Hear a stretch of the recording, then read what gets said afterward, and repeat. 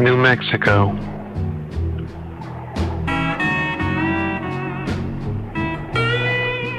July 1st, 2017. The Grand Sierra.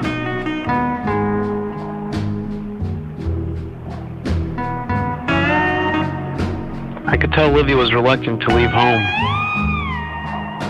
Leaving friends, family, and child to explore the northwestern expansive is no easy feat. She also seemed reluctant about bringing Kaylee with us.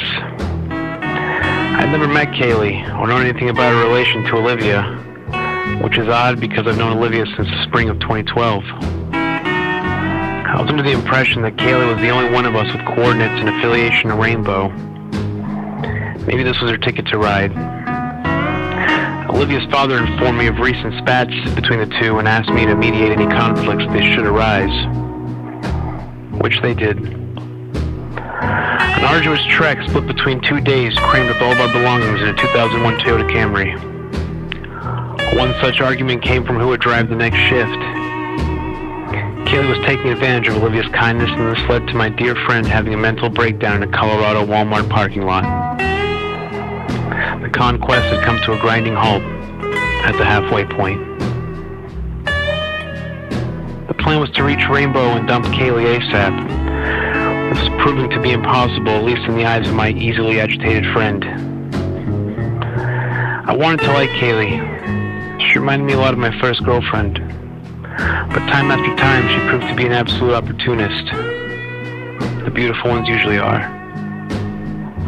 We continue on the road after Olivia has a conversation with her father and comes to her senses. She realizes the best course of action is to complete the task at hand.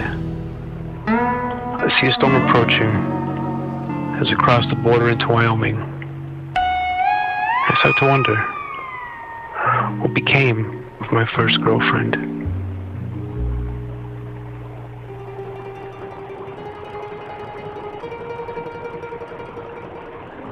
Her name was Renee. I was in 8th grade. And as soon as our eyes met, I could feel it was something real.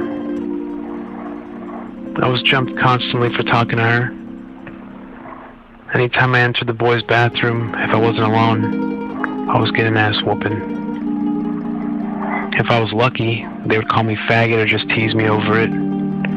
Ask me if I sucked my girlfriend's dick lately.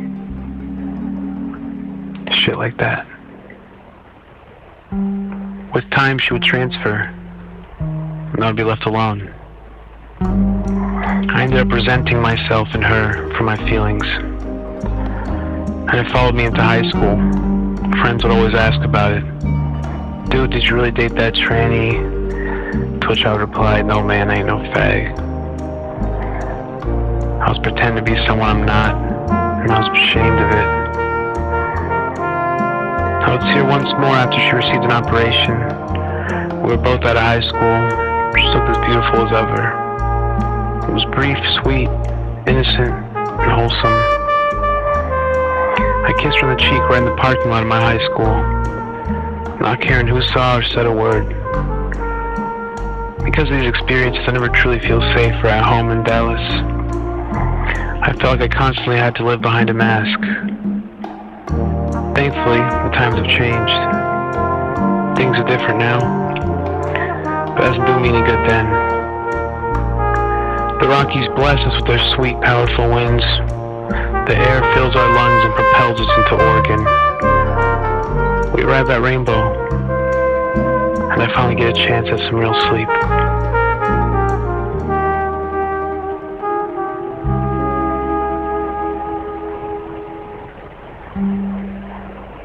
I see Arturo, a friend from middle school and high school who I hadn't seen in a few years.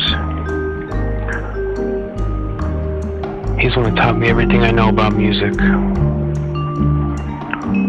Reuniting by chance is a pleasure unparalleled, especially out here in Maya.